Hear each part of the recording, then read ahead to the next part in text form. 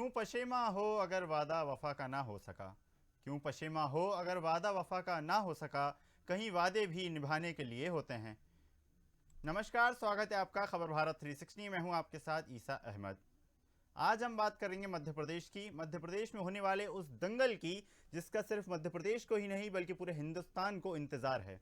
मध्य प्रदेश में इस साल के अंत में विधानसभा के चुनाव होने वाले हैं। इन चुनाव में बीजेपी और कांग्रेस के बीच सीधा मुकाबला है। यही वजह है कि दोनों ही दलों ने अपनी अपनी तैयारियां तेज कर दी हैं। मुख्यमंत्री जहां विकास यात्राओं के नाम पर अपनी उपलब्धियां गिना रहे हैं, तो वहीं पूर्व मुख्यमंत्री कमलनाथ भी लगातार दौरे कर जनता के बीच पहुंच रहे हैं और ये बताने की कोशिश कर रहे हैं कि मैंने मध्य प्रदेश के भविष्य की चिंता की है, चिंता की थी और चिंता करता रहूंगा। अब देखना होगा कि आने वाले समय में जनता बीजेपी के विकास को चुनती है या कांग्रेस के जन अभियान पर अपनी मोहर लगाती है।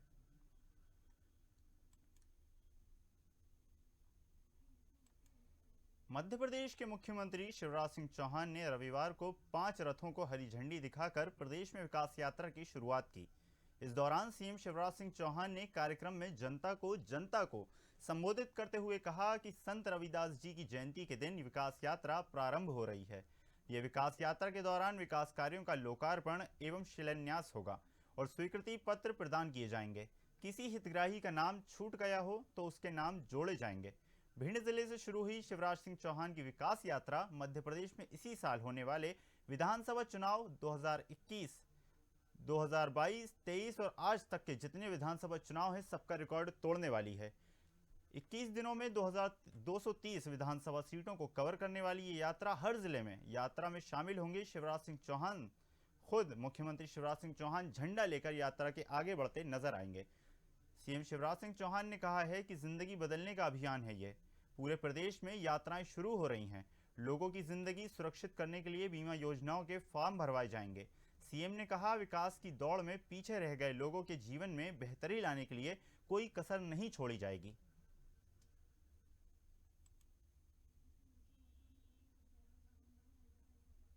तो मध्य प्रदेश में होने वाले इस दंगल की जिसकी हम बात कर रहे हैं, इसी मुद्दे पर जुड़े हुए कुछ लोगों ने बयान जारी करे हैं। आइए सुनते हैं उन बयानों को। मैं किसी चेहरे या किसी पद के खोज में नहीं, ये मैंने पहले भी कहा। हाँ, मैंने बहुत कुछ अपने जीवन में प्राप्त कर लिया। अब मैं मध्य प्रदेश का भविष्य सुरक्षित रखना चाहता हूँ। ये मेरा लक्ष्य है। हम उनको टिकट देंगे जो जीतने वाले हैं। हम सबसे चर्चा करके, अपने साथियों से चर्चा करके, सर्वे करके, और जो हमारा विजन है। एक डरे हुए मुख्यमंत्री हैं और डरा हुआ मुख्यमंत्री जब भी अपना वक्तव्य देता है वो इसी तरह के बयान उनके सामने आते हैं, क्योंकि उनको डर है कि अब चुनाव आ गया है और कमलनाथ जी के जो वादे थे जिन पर वो खरे उतरे, उन्होंने पूरे किए उन वादों को। आज की तारीख में जनता उसको देखेगी और उनको वोट नहीं देगी। 5 साल पूरे मिलते तो जाहिर सी बात है पूरे वादे पूरे करते, लेकिन 5 साल में 15 महीने का अल्प समय मिला और 12 महीने का काज करने का टाइम मिला। उसमें जितने वादे अगर अनुपात में देखेंगे तो बहुत ज़्यादा पूरे किए हैं। क्या शिवराज जी इस बात को झुटला सकते हैं कि किसानों की 27 लाख किसानों की कर्ज माफ़ी नहीं हुई? 27 लाख किसानों की कर्ज माफ़ी होती है। बिजली के बिल आधे होते हैं। 100 रुपया 100 यूनिट 100 रुपये के अंदर दिए जाते हैं। जनता आज सोच रही है, तुलना कर रही है कि 100 रुपया बिजली का बिल आता था कमलनाथ जी की सरकार में और शिवराज जी की सरकार के अंदर वही बिल 2-2.5 हज़ार ज़्यादा का आता है। तो ये सारे वादे ही तो थे जो पूरे हुए थे। भारतीय जनता पार्टी की बराबरी करें। पहले आपस का मामला कांग्रेस का मुद्दा है, कांग्रेस से निपटाएं। भारतीय जनता पार्टी जनता के बीच में जाकर विकास यात्रा निकाल रही है। विकास किया इसलिए विकास की यात्रा निकाल रही है और विकास कर रहे हैं। आगे भी केंद्र की सरकार भी विकास कर रही है। आगे 23 में भारतीय जनता पार्टी की मध्य प्रदेश में सरकार बनेगी और 24 में 350 सीटें जीतकर केंद्र में फिर सरकार बनाएंगे। यही भारतीय जनता पार्टी का विकास का नारा है। इसी के साथ हम आगे चलेंगे। जितने समझ में आए सब वचन पत्र में लिख दिए गए और जिन वादों को पूरा करने का वचन दे के सत्ता में आए उनमें से कोई पूरा नहीं किया। और यही सच मैं जनता के सामने उजागर करना चाहता हूं कि कांग्रेस झूठ बोलती है, कमलनाथ झूठ बोलते हैं, जो कहते हैं वो कभी नहीं करते। और इसलिए एक भी सवाल का जवाब नहीं दिया। वो इधर उधर की बातें करके सवालों से बचते हैं, लेकिन जनता के बीच में सच उजागर करना हमारी ड्यूटी है। और इसलिए 2018 के वचन पत्र में कमलनाथ जी, आपने लिखवाया था आधुनिक कृषि यंत्र जिनकी लागत 2 लाख रुपए तक है, उस पर 50% अनुदान दिया जाएगा। 1.25 साल में कितना अनुदान दिया ये तो बता दो कमलनाथ जी। दोनों ही दलों के वरिष्ठ नेताओं ने क्या कुछ कहा वो हमने आपको सुनवाया। पूर्व मुख्यमंत्री कमलनाथ का कहना है कि हमने जितने वादे पूरे कर सकते थे 15 महीने की सरकार में पूरे किए, और आने वाले वक्त में भी जब हम सरकार बनाएंगे तो किसानों की, बेरोजगारों की, गरीबों की आवाज़ विधानसभा में उठाएंगे। वहीं मुख्यमंत्री शिवराज सिंह चौहान ने भी कांग्रेस सरकार पर निशाना साध दिया और कहा कि 15 महीने की सरकार में उन्होंने कोई वादे पूरे नहीं किए। हमने विकास किया है, इसलिए विकास यात्रा निकाल रहे हैं, जनता के बीच पहुंचकर जनता का विश्वास जीत रहे हैं। और इसी मुद्दे पर ज्यादा जानकारी के लिए हमारे साथ राजधानी भोपाल से संवाददाता अभय मरकले जुड़ गए हैं। हम उनसे जानेंगे क्या कुछ हलचल चल रही है मध्य प्रदेश की राजधानी भोपाल में, किस तरह से जनता अपना मन बना चुकी है कि आने वाले विधानसभा चुनाव में किसके वादों पर एक बार फिर भरोसा कर सकती है। जी अभय मरकले जी। जी देखिए, जिस तरीके से इस साल के अंत में मध्य प्रदेश के अंदर विधानसभा चुनाव होने हैं, यदि हम 2018 की बात करें तो 2018 में कांग्रेस ने जो है अपनी सरकार बनाई थी, लेकिन राजनीतिक उठापटक के चलते कमलनाथ को सत्ता से बेदखल होना पड़ा और मुख्यमंत्री शिवराज सिंह चौहान फिर सत्ता पे काबिज हुए।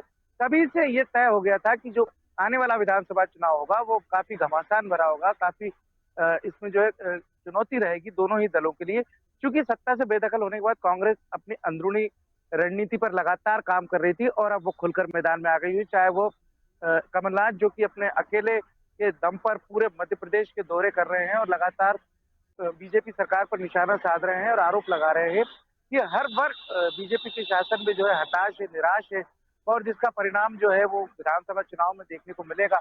और आप देखेंगे कि लगातार कमलनाथ उन क्षेत्रों का दौरा कर रहे हैं जहां पर की बीजेपी मजबूत स्थिति में नजर आती है और ऐसे चेहरों को ढूंढने में प्रयास कर रहे हैं लगातार जो जीतने वाले चेहरे होंगे। उन्होंने साफ तौर पर ग्वालियर में प्रेस कॉन्फ्रेंस के दौरान कहा कि अपने राजनीतिक जीवन में उन्होंने जो जो पाना था वो सब कुछ पा लिया है, उनको कुछ पाने की मंशा नहीं है, लेकिन क्योंकि उनको मध्य प्रदेश के भविष्य की चिंता है और कहीं ना कहीं सत्ता से बेदखल होने की टीस भी उनके मन में है, इसलिए उन्होंने यह भी साफ कर दिया कि वो उन चेहरों को प्राथमिकता देंगे जो जीतने वाले चेहरे हैं।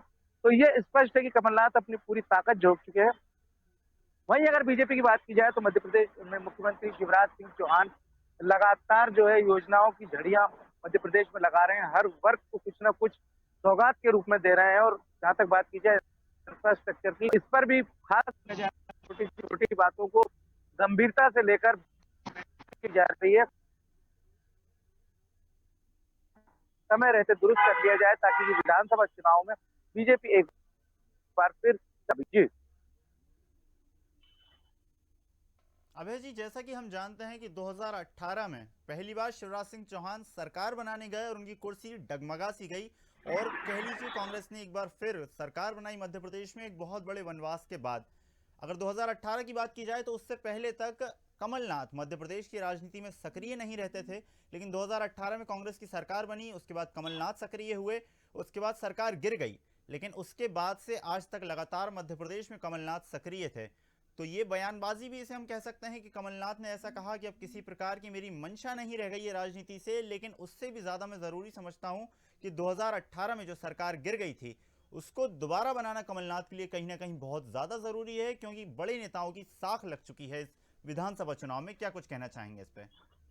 जी निश्चित तौर पर जिस तरीके से कमलनाथ ने सत्ता बनाई, सत्ता में लेकर आए थे कांग्रेस पार्टी को, लेकिन वो सत्ता से बेदखल हो गए, तो अगर उनके मन में जो योजनाएं थी मध्य प्रदेश के विकास के लिए, उनके पास जो प्लान था वो पूरा नहीं कर पाए, कहीं ना कहीं इस बात की चीज उनके मन में है। और क्योंकि अब एक बार फिर मौका आया है चुनाव का, विधानसभा के चुनाव का, तो उन जो भी उनके वायदे थे, जो घोषणा पत्र में या जो वचन पत्र उन्होंने प्रदेश की जनता को दिया था, उसको उसमें जितना पूरा कर सकते थे या जितना समय में जो काम पूरे हो सके वो हो गए, लेकिन जो काम अधूरे रह गए हैं उनको एक बार फिर आगे बढ़ाने के लिए उनकी मंशा है कि मध्य प्रदेश के भविष्य के लिए वो एक बार फिर मध्य प्रदेश में अपनी सरकार बनाए। इसी बात को लेकर वो जनता के बीच भी जा रहे हैं और साफ तौर पर बता रहे हैं कि अल्प कार्यकाल में उन्होंने जनता को जो भी वचन, जो भी घोषणाएं की थी, उनको पूरा करने की कोशिश की, लेकिन जिस तरीके से बीजेपी ने खरीद फरोख्त कर सरकार को गिरा दिया, इस वजह से वो अपने जो पूरे वायदे नहीं कर पाए थे और जनता से एक बार जनता के बीच जा रहे हैं। यदि इस बार वो उन्हें मौका देते हैं तो जो भी वचन पूर्व में उन्होंने दिए थे उसको पूरा करके दिखाएंगे। जी जी अभय जी बने रहिएगा हमारे साथ, लगातार चर्चा करेंगे हम आने वाले विधानसभा चुनाव में किसका पलड़ा भारी होगा, बीजेपी का या कांग्रेस का। हरीश पाठक जी हमसे आम आदमी पार्टी से जुड़ गए हैं, हम उनसे जानेंगे क्या कुछ चल रहा है विपक्ष के मन में, क्या कुछ तैयारियां हैं आम आदमी पार्टी की आने वाले 2023 चुनाव को लेकर। जी हरीश जी। ईसा भाई धन्यवाद। आम आदमी पार्टी 2023 के चुनाव में सभी 230 सीटों पर पूरे दम के साथ लड़ेगी और केवल लड़ने के लिए नहीं लड़ेगी, जीतने के लिए लड़ेगी। प्रदेश की जनता आज इन दोनों पार्टियों से दुखी है। कमलनाथ जी ने किसानों से वादा करा था, राहुल गांधी ने भी वादा करा था मंच से कि सरकार बनने के 10 दिन के अंदर किसानों की कर्ज माफी कर देंगे और नहीं तो मुख्यमंत्री बदल देंगे। 1.5 साल तक राहुल गांधी ने सुध नहीं ली किसानों की। मुख्यमंत्री तो अपने आप बदल गया, उन्हीं की पार्टी के लोग जाके भाजपा के साथ बैठ गए और सरकार गिर गई। यहाँ लोग ये समझ नहीं पा रहे मध्य प्रदेश के कि ये कैसी व्यवस्था चल रही है यहाँ कि वोट वो कांग्रेस को करते हैं और सरकार बीजेपी की बन जाती है। कांग्रेस के लोग यहाँ तो पहले बिक जाते हैं या चुनाव होने के बाद चले जाते हैं। तो यहाँ तो ये जनता अब दुखी है इन दोनों पार्टियों से, इनके जुमलों से दुखी है। आप देखिए शिवराज सिंह चौहान अभी बड़ी बड़ी बातें कर रहे थे। शिवराज सिंह चौहान ने क्या करा, 20 साल की सरकार होने आ गई, युवा सड़क पर है, बेरोजगार सड़क पर है और तो और किसान सड़क पर है, जितने भी संविदा शिक्षक, संविदा कर्मचारी हैं सब सड़कों पर हैं। किसी की मांग पूरी नहीं हुई है, हर कोई आंदोलन के लिए मजबूर हो रहा है। तो ये कैसी सरकार चल रही है जहाँ कोई व्यवस्था नहीं हो रही। आदमी को एक अच्छा विकल्प चाहिए, काम करने की नीयत वाली सरकार चाहिए। अब समय आ गया है कि यहाँ जनता दिखा देगी इन लोगों को कि वो अब काम करने वाले दल को पसंद करेगी। हम लड़ेंगे भी और जीतेंगे भी। हरीश जी, जैसा कि आपने बताया कि लगातार जो है कई सारे संगठन सड़कों पर नजर आ रहे हैं, आंदोलन कर रहे हैं और लगातार मुख्यमंत्री से मिलने की मंशा जाहिर कर रहे हैं। वो चाहते हैं मुख्यमंत्री आके उनको सुने और इसी बीच मुख्यमंत्री शिवराज सिंह चौहान विकास यात्रा निकाल रहे हैं, जनता के बीच पहुंच रहे हैं, जनता के लोकार्पण कर रहे हैं विकास कार्यों के और जनता को विकास कार्यों से अवगत करा रहे हैं। तो कहीं ना कहीं इसमें आपको लगता है कि जनता का विकास किया होगा कहीं ना कहीं शिवराज सिंह चौहान ने, तभी विकास यात्रा निकाल रहे हैं। जी विकास किया होता तो विकास यात्रा निकालनी नहीं पड़ती। जनता तो समझदार है, जनता खुद देख लेती, विकास समझ जाती। इन्होंने विकास केवल और केवल किताबों में करा है, कागजों में करा है। आप देखना इस मध्य प्रदेश में ऐसे सैकड़ों पत्थर हैं जिन पर लिखा हुआ है कि लोकार्पण किया गया और काम आज तक नहीं हुआ। 20 साल में इन्होंने कितना विकास करा ये सबने देखा है। जनता अच्छी तरह से जानती है कि विकास किसका हुआ और कितना हुआ। इस बार चुनाव में जनता जवाब दे देगी कि उनका विकास हुआ या किसी और का विकास हुआ।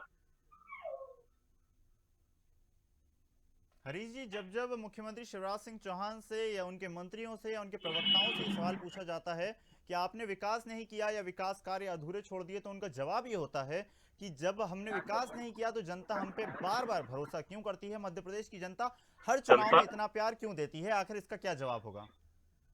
पिछली बार तो जनता ने भरोसा करा ही नहीं, ये तो पिछले दरवाजे से सरकार बनी है। हर कोई जानता भाजपा ने कहाँ ये काम करा है। आज मध्य प्रदेश को छोड़िए, मध्य प्रदेश के साथ महाराष्ट्र भी वही है, कर्नाटक भी वही है, हर जगह भाजपा का वही खेल चलता है। हारने के बाद ये सरकार कैसे बनाते हैं, ये एक नया तरीका चालू कर दिया है इन लोगों ने। जनता ने कहाँ सरकार बनाई, सरकार तो जबरदस्ती बना ली है इन्होंने। जनता इस बार जवाब दे देगी और बहुत अच्छा जवाब देगी, माकूल जवाब देगी। बस समय का इंतजार करिए। 2023 में अब चुनाव में बहुत ज्यादा समय है नहीं, जनता अपना जवाब भी देगी और मजबूत विकल्प भी चुनेगी जो जनता के विकास की बात करे और बात ही नहीं करे, बात में अमल भी करे। आम आदमी पार्टी ने जहां जो वादे करे वो पूरे करे। मध्य प्रदेश में भी हम जो वादे करेंगे, हम जनता के किए गए हर एक वादे को पूरा करेंगे। हरीश जी, लेकिन अगर मध्य प्रदेश की बात की जाए तो मध्य प्रदेश पे इस वक्त पूरे देश की नजरें टिकी हुई हैं, क्योंकि एक साथ जब 3 राज्यों में चुनाव हुए, छत्तीसगढ़ में, मध्य प्रदेश में और राजस्थान में, और दोनों ही प्रदेशों में जो सरकार बनी वो आज तक बनी हुई है। बात करें हम मध्य प्रदेश की तो मध्य प्रदेश में सरकार गिर गई, दूसरी पार्टी की सरकार बन गई, कांग्रेस की सरकार बनी थी, लेकिन बाद में फिर बीजेपी ने जो है दोबारा किसी तरह से सरकार बना ली। लेकिन जो ये पूरी घटनाक्रम हुआ, ये पूरा भारतीय जनता पार्टी के कई सारे नेता और मंत्री इसे स्वीकार कर चुके हैं कि जो कुछ हुआ वो लोकतांत्रिक तरीके से हुआ, और अगर लोकतांत्रिक तरीके से हुआ तो फिर ये गलत कैसे हो सकता है? लोकतांत्रिक तरीका ये कौन सा होता है? जनता ने देखा, होली का समय था, आपके जनता की सेवा करने के लिए जो मंत्री चुने गए थे वो कर्नाटक के रिसोर्ट में बैठे थे। 4 दिन तक हाई वोल्टेज ड्रामा चला। सिंधिया जी अपने पूरे विधायकों को लेकर दूसरी पार्टी चले गए। सबने देखा क्या क्या हुआ और क्यों हुआ। स्वार्थ की राजनीति हुई, लोगों ने जनता के बारे में सोचा ही नहीं। कोरोना का समय आ रहा था और स्वास्थ्य मंत्री वहां सौदे के लिए बैठे हुए थे। तो ये लोकतांत्रिक तरीका कहाँ से हुआ? लोकतंत्र में जनता जिसको चुनती है वो सरकार चलाता है। यहाँ जनता की चुनी हुई सरकार चली कहाँ?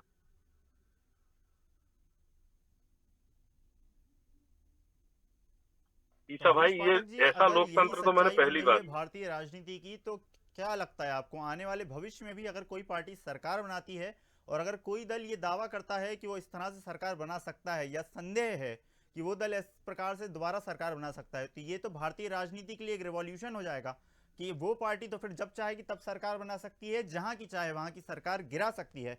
अगर कल को आम आदमी पार्टी की सरकार भी वो चाहे तो दिल्ली में जो है हिला सकती है। क्या कहना चाहेंगे इस पे? विधायकों कोशिशें तो बहुत करी, आप दोबारा सरकार बना सकते हैं वहां। कोशिशें तो बहुत करी, आप लोगों ने भी देखा। ऑपरेशन लोटस उन्होंने दिल्ली में भरपूर ताकत से चलाया, लेकिन हो नहीं पाया। आम आदमी पार्टी में आम लोगों की सरकार है, आम लोग चुन के आए हुए हैं, उन्हें ये खरीद नहीं पाए या उनको ये बदल नहीं पाए। हमारे यहाँ जो लोग जीते हैं अभी तक तो ऐसा हुआ नहीं है, और अगर ऐसा होता रहा तो ये तो लोकतंत्र की हत्या होगी। अब जनता भली भांति समझ चुकी है कि दोनों पार्टी कहीं ना कहीं एक है, तो अब विकल्प की तलाश में जो जनता थी उसको एक स्वस्थ और अच्छा विकल्प मिल चुका है। आप 2023 में देखेंगे, हम लोगों को मध्य प्रदेश में चौंकाएंगे भी और बहुत अच्छे नतीजे लेके आएंगे।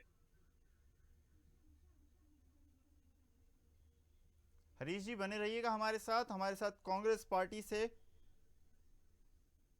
प्रवक्ता जुड़ गए हैं इस वक्त। भूपेंद्र गुप्ता जी हमसे जुड़े हुए हैं अखिल भारतीय कांग्रेस पार्टी से। उनसे हम जानेंगे क्या कुछ मध्य प्रदेश में राजनीतिक हलचल है, क्या कुछ तैयारियां हैं कांग्रेस पार्टी की। जी भूपेंद्र जी। जी बताएं। भूपेंद्र जी, बहुत बहुत स्वागत है आपका खबर भारत 360 में। आज हम चर्चा कर रहे हैं कि मध्य प्रदेश में जिस तरह से राजनीतिक हलचल लगातार जारी है, आने वाले कुछ वक्त में विधानसभा चुनाव होने हैं। 2018 में कांग्रेस ने सरकार बनाई थी, लेकिन फिर वो सरकार गिर गई। अब एक बार फिर कांग्रेस पार्टी भी मैदान में है, भारतीय जनता पार्टी दोबारा सरकार बनाने का दावा कर रही है। क्या कुछ कहना चाहेंगे? दावा भले कर रही है, लेकिन जो परिस्थितियां मध्य प्रदेश में है, जिस तरह की जो है भ्रष्टाचारी और लूट की सरकार यहाँ काम कर रही है, वो सरकार जनता खुद ही गिराने वाली है। और कांग्रेस उसका जो है स्वाभाविक विकल्प है। और कांग्रेस ने जो 15 महीने में काम करके दिखाया है, वो 15 महीना हमारी जो है क्रेडेंशियल के रूप में जनता के बीच में है कि जो काम 15 साल में ये सरकार नहीं कर पाई, वो 15 महीने में हमारी सरकार ने करके दिखाया है। और जो आज की तारीख में अंग्रेजों ने जो इस देश के लोकतंत्र को नष्ट करने के लिए और आजादी के आंदोलन को नष्ट करने के लिए जिस तरह से डिवीजन ऑफ बांटों की राजनीति की थी, उसी बांटों की राजनीति को आज भारतीय जनता पार्टी प्रश्रय दे रही है। ये छोटे छोटे स्प्लिंटर ग्रुप्स को जो है फंडिंग करके उन्हें जो है वोट कटुआ पार्टियों के रूप में पैदा करती है और डिवीजन ऑफ वोट्स को अंजाम देती है। इसके बाद भी अगर वो हार जाती है तो उसके बाद खरीद फरोख्त करके उन सरकारों को गिरा देती है। ये एक नई राजनीति का एक नया पैटर्न जो है देश में चल रहा है। इस पैटर्न से जूझने का काम देश का, सारी जनता का है और ये लोकतंत्र का है। तो लोकतंत्र इससे जूझ रहा है, इससे बाहर निकलेगा। हमारी जो इच्छा शक्ति और विल पावर है देश की जनता का, वो इसको रौंद तो चल के बाहर आएगी। भूपेंद्र जी, जैसा कि हम जानते हैं 2018 में भी आप उतने ही सक्रिय थे जितने कि आज आप सक्रिय हैं।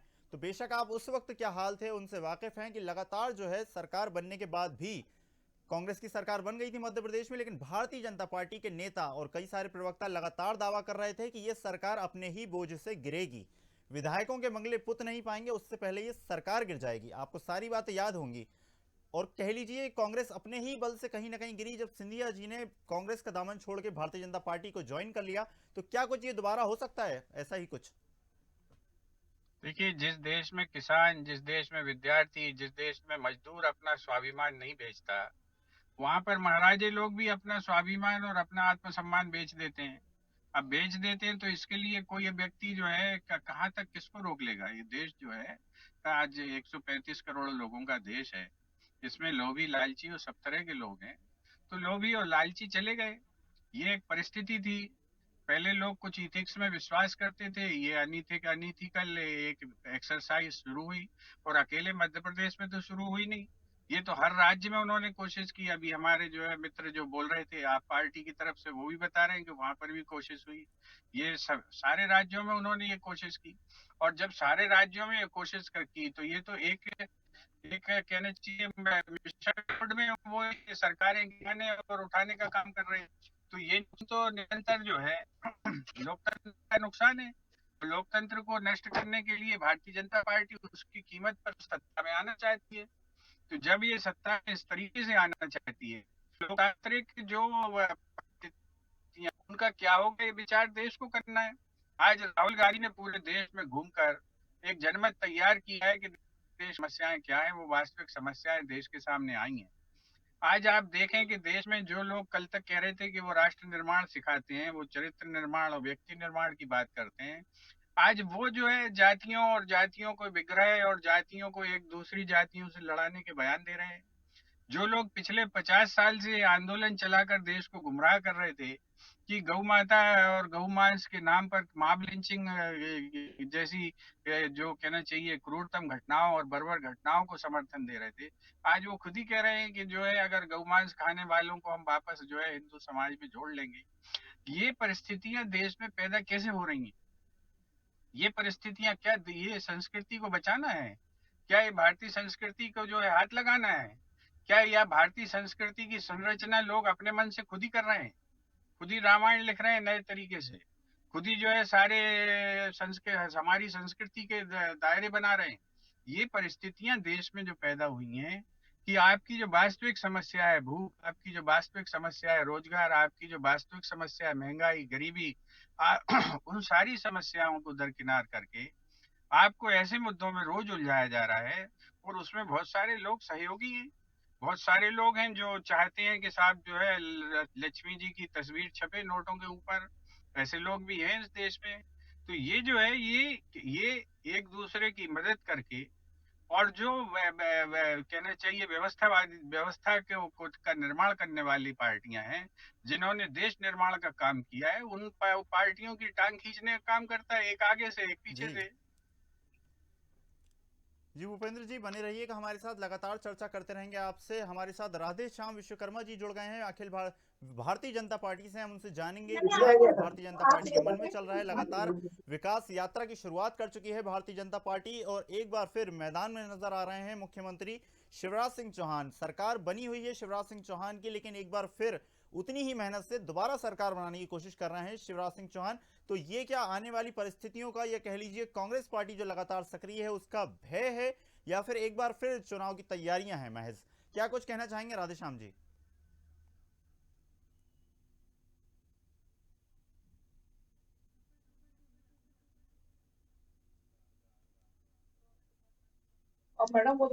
जी राधेश्याम जी सुन पा रहे हैं आप?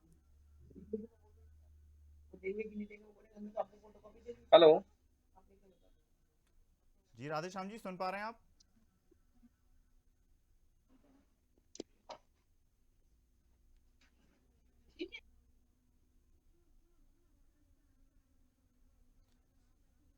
संपर्क नहीं हो पा रहा राधेश्याम जी से। तो एक बार फिर मैं भूपेंद्र जी आपके पास आना चाहूंगा, और आपसे जहां से हमारी चर्चा रुक गई थी वहीं से दोबारा शुरुआत करना चाहेंगे। बात कर लेते हैं मध्य प्रदेश के पूर्व मुख्यमंत्री कमलनाथ जी की। तो कमलनाथ जी कह लीजिए 2018 की सरकार बनने से पहले मध्य प्रदेश की राजनीति में कम सक्रिय थे, लेकिन एक बार सरकार बन गई, उसके बाद जब सरकार गिर गई उसके बाद से आज तक लगातार सक्रिय हैं। तो भूपेंद्र गुप्ता जी क्या लगता है आपको, क्या ये चुनाव की तैयारी है पूर्व मुख्यमंत्री कमलनाथ की, या फिर कह लीजिए भारतीय जनता पार्टी ने जो सरकार गिराई थी उसका बदला लेने के मूड में है कमलनाथ जी? क्या कुछ कहना चाहेंगे?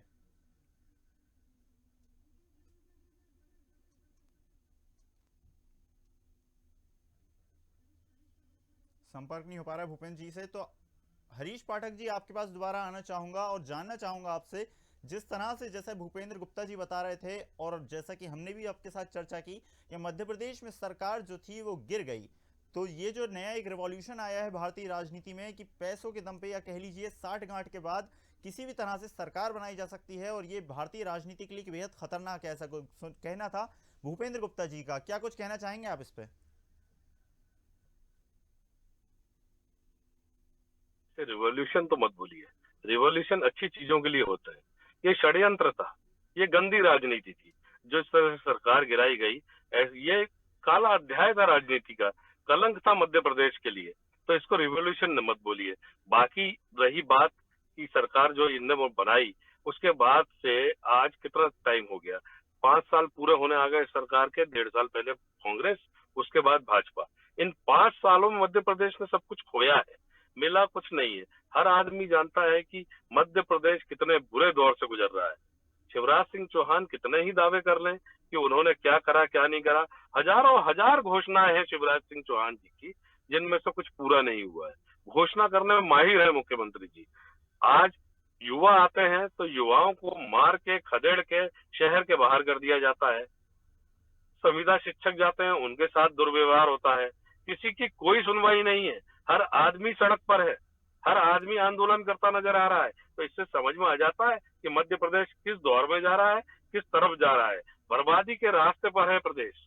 इस प्रदेश को देख के, इसकी स्थिति देख के बहुत दुख होता है कि मध्य प्रदेश के निवासियों ने जितने भरोसे के साथ इन नेताओं को अपना सब कुछ सौंप दिया, इन्होंने उनके साथ बदले में क्या किया। आज की ये जो महत्वपूर्ण चर्चा हुई, बेहद महत्वपूर्ण विषय था हमारा कि जिस तरह से मध्य प्रदेश में उलटफेर हो रहा है, और जैसा कि आपने कहा कि षड्यंत्र, चलिए मान लीजिए हैं रिवॉल्यूशन नहीं है, ये षड्यंत्र है भारतीय राजनीति में कि किसी तरीके से एक नया तरीका डेवलप हो गया है कि सरकार बना ली जाती है कहीं पर भी। तो मैं जानना चाहूंगा क्या कारण है कि आम आदमी पार्टी की सरकार दिल्ली में आज तक बनी हुई है और उसको जो है भारतीय जनता पार्टी या कोई और दल इस तरह से प्रभावित करके नहीं गिरा सका। वो क्या सीक्रेट है आम आदमी पार्टी के पास जो किसी और के पास नहीं है? नहीं है सब सीक्रेट, कुछ भी नहीं है। हमारे यहाँ जो नेता चुन के आए हैं वो आम लोग हैं, वो कोई बहुत बड़े नेता नहीं थे। सब किसी आंदोलन से निकल के आए हुए लोग थे, सब जनता की सेवा करना चाहने वाले लोग थे। यूथ के काफी लोग हमारी सरकार में हैं, और हमारे यहाँ जितने भी लोग शासन में हैं, किसी की भी नीयत ऐसी नहीं है कि कोई रातों रात बहुत बड़ा आदमी बन जाना चाहता हो। देखिए आदमी कब किसी और जाता है। दूसरे दलों में जो लोग पहुंचे हैं वो भी कभी ना कभी भी आम लोग ही थे, वो भी आम लोग थे, आम जिंदगी जी रहे थे, वहां से फिर वो उस राजनीतिक दल का हिस्सा बने। तो आम लोग तो वो भी हैं। ऐसा क्यों है फिर कि वो लोग पार्टी के ऊपर भी राजनीति में इन्वॉल्व हो जाते हैं और आम आदमी पार्टी के नेता ना। आप ये एक दूसरे पर इल्जाम भले ही लगाते हो, लेकिन अगर आप देखेंगे तो दोनों पार्टियों में जो नेता है, परिवारवाद तो दोनों जगह चल रहा है। ये सेट नेता है, सालों से नेतागिरी करते आ रहे हैं जो लोग, वही लोग हैं ये। यहाँ कितने लोग हैं ईसा भाई जो नए किसी आंदोलन से जुड़ के या आम लोग वहां तक पहुंच गए हो? आप बोल रहे हो आम लोग थे, ये भी कितने लोग आम थे इनमें? देखिए ना आप, ये कहाँ से आए? ये सब नेता पहले से चले आ रहे हैं, बड़ी पार्टी चली आ रही है पार्टियों की, किसका बेटा, किसी का भतीजा, किसी का कुछ, वही लोग आगे बढ़ रहे हैं। यहाँ दोनों एक दूसरे पे इल्जाम जरूर लगाते हैं परिवारवाद का, लेकिन दोनों संलिप्त है उस चीज में। और फिर पार्टी पे भी बहुत कुछ होता है। आप एक चीज देखिए, कांग्रेस से जो लोग गए उन्होंने हमेशा एक ही इल्जाम लगाया। अब देखिए वो उनका अंदरूनी मामला है, उस पर हम कुछ कहना नहीं चाहते, लेकिन वहां से जो लोग निकलते हैं वो इल्जाम यही लगाते हैं कि उनकी सुनवाई ऊपर हो नहीं रही थी, कोई सुनने वाला नहीं था, कोई रास्ता नहीं दिखा तो भाजपा तरफ चले गए। तो कुछ ना कुछ वहां पे कुछ ऐसा रहा होगा जिस कारण उन लोगों को छोड़ के जाना पड़ा दूसरी तरफ।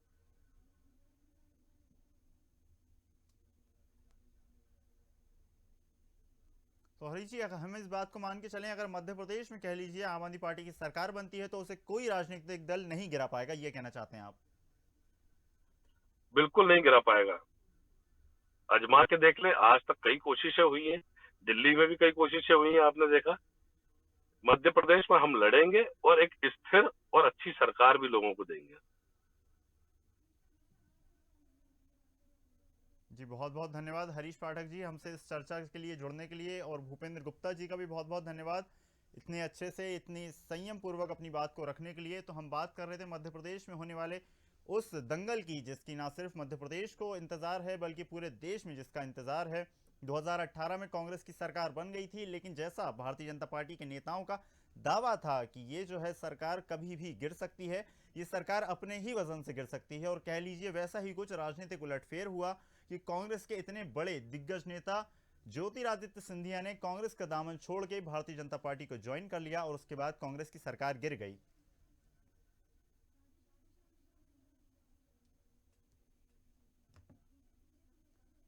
तो सभी अतिथियों का धन्यवाद, और भारतीय जनता पार्टी से राधेश्याम विश्वकर्मा जी हमसे जुड़े हुए थे, उनका भी धन्यवाद। जिस तरह से हम चर्चा कर रहे थे कि मध्य प्रदेश में अभी भारतीय जनता पार्टी की ही सरकार है, लेकिन उसके बाद भी लगातार मुख्यमंत्री शिवराज सिंह चौहान सक्रिय हैं और आने वाले विधानसभा चुनाव को उस तरीके से लड़ने की तैयारी कर रहे हैं जैसे ये उनका पहला विधानसभा चुनाव हो। तो देखा आपने जिस तरह से मध्य प्रदेश में होने वाले विधानसभा चुनाव की ना सिर्फ मध्य प्रदेश को इंतजार है बल्कि पूरे देश में इसका इंतजार किया जा रहा है। कमलनाथ की अगर हम बात करें तो 2018 से पहले सक्रिय नहीं थे, लेकिन 2018 में सरकार गिरने के बाद अब वो दमखम के साथ मैदान में मौजूद हैं कि दोबारा सरकार बनाकर ही मैदान से हटेंगे। और कह लीजिए शिवराज सिंह चौहान की नाक का सवाल है, शिवराज सिंह चौहान की साख का सवाल है कि 2023 में विधानसभा चुनाव में सरकार बनाना और फिर एक बार मुख्यमंत्री बनना। तो क्या कुछ होगा मध्य प्रदेश में, ये तो आने वाला वक्त ही बताएगा। लगातार बने रहिए हमारे साथ, खबर भारत 360 देखते रहिए और देखते रहिए खबर भारत 360।